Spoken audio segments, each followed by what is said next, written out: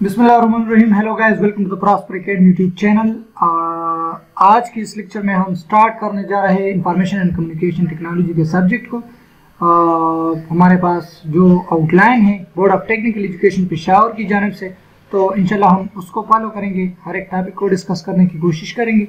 I hope ये course जो होगा ये आपके लिए मुफीद साबित होगा। बगैर किसी टाइम को ज़ाया किए हुए लेट्स स्टार्ट इट। तो हमारे पास चैप्टर नंबर 1 है आईसीटी में information and communication technology subject है, और चैप्टर नंबर 1 है इंट्रोडक्शन टू कंप्यूटर। ओके, तो नोट्स भी मैं आपको इंशाल्लाह दूंगा, डिस्क्रिप्शन में लिंक दे दूंगा, वहाँ से आप अपने सारे नोट्स जो है ना वो डाउनलोड कर सकते हैं।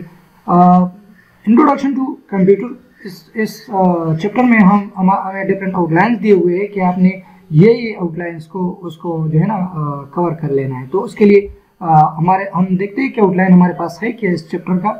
तो ये रहे हमारे आउटलाइन। तो सबसे पहले आउटलाइन में हमें दिया हुआ है कि आपने क्या डिस्कस करना है, history and evaluation of computer.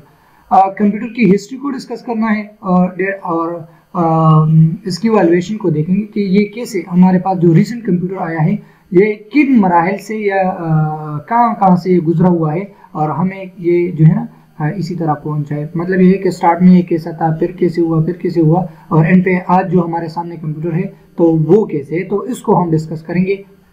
तो लेट्स स्टार्ट। तो हमारा टॉपिक है history and evaluation of computer. Okay, तो सबसे पहले हम डिस्कस करेंगे जो हमारा 20th सेंचुरी, उससे बिफोर था प्री 20th सेंचुरी। तो उस टाइम हम कंप्यूटर को एक जो है ना एक टर्म है computer. So why it is called computer? So it's mean that computer mean to compute something. Okay, computation मतलब ये कि किसी चीज़ को कैलकुलेट करना, किसी चीज़, फॉर एग्जांपल हमारे पास कैलकुलेटर होता है, या जो डिजिटल वॉच है तो उसको भी हम कंप्यूटर ही कहते हैं क्योंकि वो कैलकुलेशन करता है। तो computer means to a device having the capability to compute something. Okay, तो जो प्री 20th सेंचुरी था उसमें हम उसे मैकेनिकल कैलकुलेटर्स या वो कहते थे मैकेनिकल कैलकुलेटर्स। तो उस टाइम उसको हम समझते हैं कि this is the era of computer, या वहाँ से हमारे पास जो है ना कंप्यूटर का स्टार्ट लिया हुआ था। लेकिन बाकी आके 1945 और 46 में जो हमारे पास एक कंप्यूटर डेवलप हुआ ENIAC, तो उस पर हम बात करेंगे बाकी। लेकिन सबसे पहले जो प्री 20th सेंचुरी था, तो उस time early attempts at mechanised computation include device like, हमारे पास उस टाइम एक एबस्कस कंप्यूटर था, एबस्कस था वो भी कंप्यूटिंग करता था। इसके अलावा एस्ट्रोबल था, स्लाइड रूल था। तो उस टाइम ये भी प्री 20th सेंचुरी से बहुत ज़्यादा टाइम आगे की बात है। तो उस टाइम एक ये डिवाइस होते थे, एबस्कस, एस्ट्रोबल, इसके अलावा भी बहुत सारे थे, स्लाइड रूल। तो ये एग्जांपल है उस टाइम की, और उस टाइम उसको कहा जाता था they are called mechanical calculators. Okay, तो जो उस टाइम के जो पीपल थे तो वो उसी से अपना सारा जो कैलकुलेशन वगैरह होते थे तो वो उस पे जो है ना वो करते थे। ओके, इसके बाद हमारे पास मैं आपको इसकी पिक्चर्स वगैरह भी दिखाता हूँ कि एबस्कस कैसा कंप्यूटर था, एस्ट्रोबल कैसा था, स्लाइड रूल कैसा था। तो अगर आप ये वाला पॉइंट मैं भी डिस्कस कर लेता हूँ, लेकिन ये देख ले, ये हमारे पास जो कंप्यूटर था अभी भी अगर आप मैथ्स वाला बुक देखें तो उसमें होता है एक इसी तरह कंप्यूटर होता है। ये हमारे पास एस्ट्रोबल होता था, अभी मैं भी शायद कहीं पढ़ा हुआ हूँ। इसके अलावा ये हमारे पास पता नहीं उस पर ये एनालिसिस कैसे करते थे, मुझे तो समझ नहीं आ रहा, और नहीं मैं इसको समझने की कोशिश करूँगी क्योंकि आई think it will be quite difficult for me. इसके अलावा ये जो उसके बाद हमारे पास जो 1642 में आ गया। Okay, we are not talking about the 19th century और so we are talking about pre 20th century. तो 20th सेंचुरी से जो पहले था।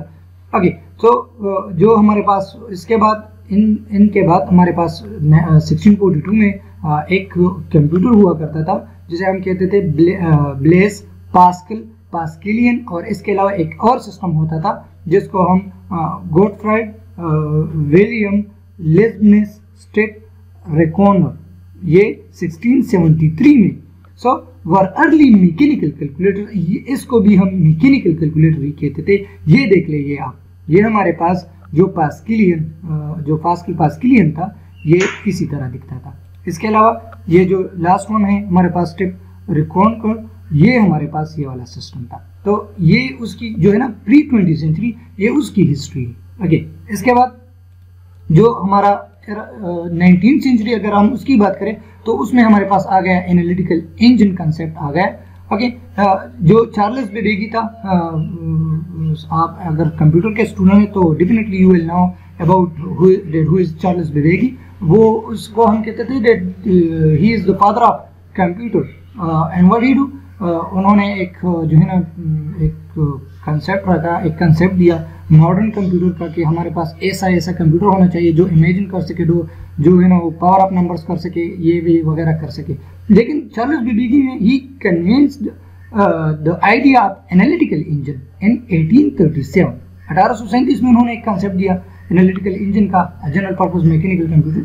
वो भी एक मैकेनिकल कंप्यूटर था, एक जनरल पर्पस कंप्यूटर था। मतलब ये कि वो पावर ऑफ नंबर्स ये वगैरह जो है ना सारे अर्थमेटिक और लॉजिकल कैलकुलेशन वो नहीं करते थे, लेकिन फिर भी एक जो है ना मैकेनिकल कंप्यूटर था जो चार्ल्स बेबेगी ने वो डेवलप किया। और फिर उसकी उन्होंने एक आइडिया भी दे दिया कि हमारे पास फ्यूचर में एक ऐसा कंप्यूटर होना चाहिए कि वो ये वाले सारे काम कर सके, वो कैलकुलेट कर सके, पावर ऑफ नंबर को वो जो है ना वो कैलकुलेट कर सके। इसके बाद ये जो ENIAC था जो चार्ल्स बेबेगी ने कंसेप्ट दिया, तो ये एक लेडी थी एडा लेवलेस, इसको हम फर्स्ट प्रोग्रामर भी कहते हैं। लेकिन इन्होंने किया क्या, इन्होंने एक एल्गोरिथम डिजाइन किया किस चीज के लिए, इसी एनालिटिकल इंजन के लिए। So often consider the first computer programmer, ये एक लेडी थी, इन्होंने जो है ना फर्स्ट कंप्यूटर प्रोग्रामर भी हम इसे कहते हैं। She wrote algorithm for the analytical engine के ये वर्क कैसे करेगा, कैसे एग्जीक्यूट होगा, ये जो है ना सारे फंक्शन वो कैसे करेगा, ये देख ले। ये हमारे पास वो लेडी थी एडा लेवलेस, और ये हमारे पास उसका जो एनालिटिकल इंजन था। और ये अगर मिस्टर आप देख ले तो ये है Charles Babbage, father of computer. Okay, इसके बाद ये हम 19th सेंचुरी की बात कर रहे हैं। ये मतलब 19th सेंचुरी में 1801 से लेके सम राउंड अबाउट 1899, तो उस टाइम की बात है कि ये इसी टाइम में ये हुआ। ओके, इसके बाद अगर हम बात करें 20th सेंचुरी की, उससे पहले मतलब एक 19th सेंचुरी की अगर हम 20th सेंचुरी की बात करें या उससे पहले, तो उसके बाद हमारे पास जो है ना इलेक्ट्रोकेमिकल डिवाइसेस आ गए। मतलब ये कि वो मैकेनिकल डिवाइस से इम्प्रूव होकर इलेक्ट्रोकेमिकल डिवाइस आ गए। तो electromechanical device such as the punch card system था। पंच कार्ड सिस्टम हमारे पास एक सिस्टम था जिसे हम इलेक्ट्रोकेमिकल डिवाइस कहते थे। दे were use for data processing, हम डेटा प्रोसेसिंग के लिए वो यूज करते थे। कब, 1800 से लेके 1900 तक। Okay, mechanical calculators like the merchant and Monroe calculators gain popularity. लेकिन उस टाइम ये इन्होंने ये जो है ना पॉपुलरिटी गेन की और ये बहुत ज़्यादा मशहूर हुई। ये देख ले अगर आप, तो ये हमारे पास पंच सिस्टम था, पंच कार्ड सिस्टम था, और ये हमारे पास था मर्चेंट एंड मोनरे कैलकुलेटर्स। ओके, इसके बाद अगर हम मूव करें 1940s, ओके, जो हमारे पास फर्स्ट इलेक्ट्रॉनिक कंप्यूटर आ गया। जैसे कि मैंने आपको बताया, इसे हम जो हमारे फर्स्ट जनरेशन कंप्यूटर थे तो वो भी 1945 और 46 में आए थे। तो 1940s में वो आए थे, और यहाँ से हमारा जो है ना वो एडवांस एरा स्टार्ट होता है कंप्यूटर का। तो द इलेक्ट्रॉनिक जो हमारे पास ENIAC था, electronic numerical integrator and computers. So they were actually the first fully electronic general purpose computer completed in 1945. ये हमारे पास 1945 में कंप्लीट हुआ, और इसी वजह से हम इसे कहते हैं they are the first generation computer, और ये फर्स्ट इलेक्ट्रॉनिक कंप्यूटर भी कहलाते हैं। ओके, इसके बाद UNIVAC-1 आ गया जो 1951 में, इसको हम सेकंड जनरेशन कंप्यूटर भी आप कह सकते हैं। Become the first commercially produce computer, ये कमर्शियली यूज होता था, लोगों में बहुत ज़्यादा पॉपुलर भी था। अगर ये देखें तो ये हमारे पास ENIAC था जो साइज में भी बहुत बड़ा था और एक कंप्लीट रूम को जो है ना वो कैप्चर कर रहा होता। ओके, ये अगर आप देख ले तो ये हमारे पास था UNIVAC-1। ओके, तो ये बहुत ज़्यादा कमर्शियली भी यूज़ होता था और ये जो है ना पॉपुलर भी था। ओके, इसके बाद अगर हम मूव करें सेकंड जनरेशन कंप्यूटर की तरफ 1950 से लेके 1961 थे। आल दो 1951 में हमारे पास ENIAC1 भी आया था। तो हमारे पास जो कंप्यूटर थे वो उसमें ट्रांजिस्टर और मेनफ्रेम्स कंप्यूटर आ गए। सो ट्रांजिस्टर जो लास्ट जो फर्स्ट वाला कंप्यूटर था उसमें ट्रांजिस्टर यूज होते थे। तो इस टाइम जो 1950 से लेके 1960 तक जो कंप्यूटर हमारे पास आ गए तो उसमें ट्रांजिस्टर की जगह हम वैक्यूम ट्यूब यूज करते थे। So leading to smaller and more reliable computer. तो उसके फंक्शन में इम्प्रूवमेंट आ गई, वो बहुत ज़्यादा जो है ना उसकी एडवांस हो गए। तो जो लास्ट वाले थे उसमें हम ट्रांजिस्टर यूज करते थे और इसमें हम वैक्यूम ट्यूब टेक्नोलॉजी वो रिप्लेस हो गई। मतलब ये कि ट्रांजिस्टर को हमने रिमूव किया और इसकी जगह वैक्यूम ट्यूब टेक्नोलॉजी जो है ना वो लेके आए। और ये जो है ना वो उससे थोड़ा सा एक्सपेंसिव भी थे, स्पीड में भी थोड़ा सा ज़्यादा थे और साइज में ये थोड़ा सा उससे छोटे थे। ओके, इसके बाद मेन फ्रेम कंप्यूटर की बात करें लाइक IBM सिस्टम 360, तो it become central to business and scientific computing. तो इसके बाद हमारे पास IBM सिस्टम 360 आ गया। ये देख सकते हैं, ये हमारे पास ये देख लें।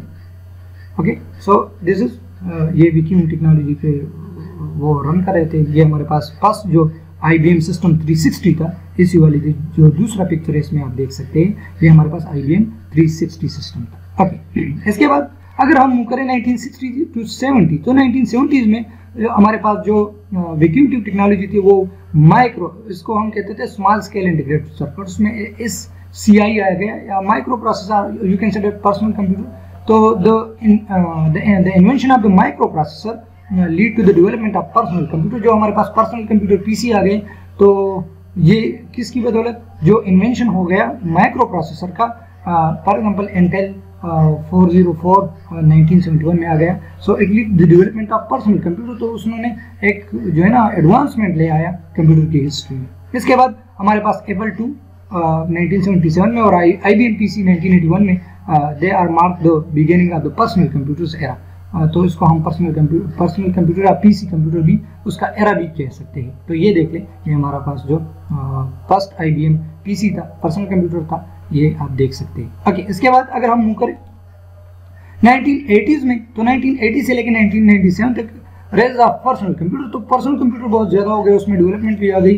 तो उसमें हमारे पास ग्राफिकल यूजर इंटरफेस जो विंडो माइक्रोसॉफ्ट विंडोज वगैरह है वो आ गए, जिसे हम कहते हैं जो GUIS। And the mouse become popular with system like Apple हो गया, या इसके अलावा माइक्रोसॉफ्ट विंडो हो गया। ओके, तो जो हमारे पास so these are the most popular with system like Apple, Macintosh and Microsoft Windows. तो laptops and home computers are widespread adaptation. तो बहुत ज़्यादा लैपटॉप और होम कंप्यूटर जो PC थे, Pentium 1, Pentium 2 and so on, तो ये हमारे पास बहुत ज़्यादा पॉपुलर हो गए। ये देख लें आप, जो माइक्रोसॉफ्ट विंडोज थे 1985 विंडो 1, फिर विंडो 2 1992, विंडो 95 1995, फिर विंडो XP आ गया 2001 में, फिर विंडो विस्टा 2006 में, विंडो 7 2009 में, और ये विंडो जो 2012 में। इसके अलावा विंडो 10, ओके, ये एडवांसमेंट उसमें बहुत ज़्यादा आ गई। ओके, इसके बाद जो 1990 से अप टू प्रेजेंट, तो उसमें हमारे पास इंटरनेट एंड मोबिलिटी, मतलब ये जो हमारे आजकल के जो कंप्यूटर है या जो मोबाइल्स है वगैरह, तो उसमें इंटरनेट भी आ गया, उसमें मोबिलिटी भी आ गई कि उसको आप मूव भी कर सकते हैं अपने साथ। तो the internet revolutionalise communication and access to information. Internet बहुत ज़्यादा रिवोल्यूशनलाइज किया किस चीज़ को, हमारे कम्युनिकेशन को, कि आप उसको हर जगह से इंफॉर्मेशन को एक्सेस कर सकते हैं और उसको यूज़ कर सकते हैं। ओके, जो मोबाइल कंप्यूटिंग, इसके अलावा स्मार्टफोन्स थी और different tablets, so they are ubiquitous. ये हमारे पास आ गए, ये आप देख सकते हैं हमारे पास डिफरेंट मोबाइल फोन्स और ऐसे कंप्यूटर्स आ गए। इसके अलावा अगर हम मूव करें 21st सेंचुरी को, तो हमारे पास क्लाउड कंप्यूटिंग और AI आर्टिफिशियल इंटेलिजेंस हो गया कि आपको वो जो है ना स्टोरेज देता है कि आप किसी चीज़ को, अपने डेटा को स्टोर कर सके। तो cloud computing emerging allowing remote storage and processing of data. आप डेटा को प्रोसेस भी कर सकते हैं, उसको स्टोर भी कर सकते हैं। ओके, तो वो आपको एक एक्स्ट्रा स्टोरेज देता है। ओके, इसके बाद जो AI था and machine learning technologies gain prominence. तो ये बहुत ज़्यादा आप अभी अगर देख लें तो AI आर्टिफिशियल इंटेलिजेंस, हर कोई AI की बात कर रहा है। तो ये जो है ना उस टाइम से, ये हमारे पास अभी तकरीबन 2015 और 16 उसके बाद ये हमारे पास आ गए। ओके, ये देख लीजिए वो क्लाउड कंप्यूटिंग एंड AI की बेस पे। ओके, इसके बाद अगर हम बात करें करंट ट्रेंड्स की, तो अभी हमारे पास AI वाला सिस्टम भी है। ओके, एंड इसके अलावा quantum computing and edge computing, वो क्या कर रहा है? क्वांटम कंप्यूटिंग हमारे पास क्या करता है? कंप्यूटिंग, जैसा कि मैंने आपको कहा कि वो एनालिसिस करता है, कंप्यूट कर रहा है, कंप्यूटेशन, वो हमारे कैलकुलेशन करता है, वो पावर ऑफ नंबर्स की वो एल्गोरिथम, ओके, जो भी हमारा लॉजिकल और जो भी वो डेटा हो, अर्थमेटिक कैलकुलेशन हो और लॉजिकल कैलकुलेशन हो, वो करता है, लेकिन ये स्पीड के साथ। Quantum computing means to speed up. Okay, so they computing explore new possibilities in processing powers. Okay, कि आपको न्यू पॉसिबिलिटीज देता है। इसके अलावा edge computing focus on decentralised processing for faster response time, उसकी टाइम को जो है ना वो शॉर्ट कर सके, आपका जो भी रिस्पांस है उसको क्विकली कर सके, आपको response within a second आपको रिस्पांस दे। Okay, so this is all about the history and the history and evaluation of computer के कैसा। सबसे पहले हमारे पास आपने देखा वो एबस्कस से लेके जो आज का सिस्टम है, आप देख सकते हैं, जो ये हमारे पास ये वाला सिस्टम है, i5 है, उसकी ये वाला जनरेशन है, तो आप जनरेशन के बीच पे भी डिफाइन कर सकते हैं। और इसी तरह आप जो है ना सेंचुरीज के बेस पे भी, के हमारे पास 1945 से लेके 1950 तक ये फर्स्ट जनरेशन हो गए, 1950 से लेके 1960 तक ये सेकंड जनरेशन, इसके अलावा 1961 से लेके 70 तक ये हमारे पास थर्ड जनरेशन। ओके, तो इसी तरह आप उसको जो है ना डिफाइन कर सकते हैं। I think it is enough for today. Thank you so much. मे भी आप लोगों को इससे बहुत ज़्यादा हेल्प मिला होगा।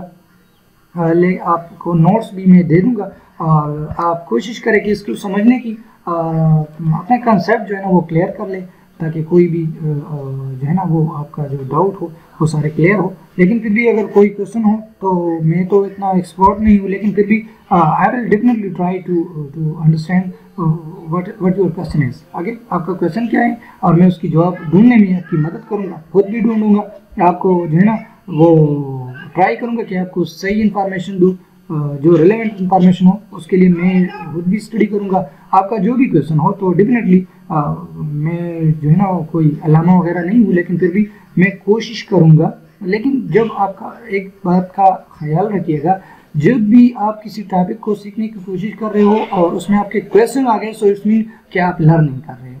ये जो है ना शॉर्ट डेफिनेशन है लर्निंग की। ओके, सो इंशाल्लाह we will meet you in the next topic with a new commitment, with a new course, with a new outlines, with a new detail. Inshallah, see you soon. Take care. Bye bye. Allah Hafiz.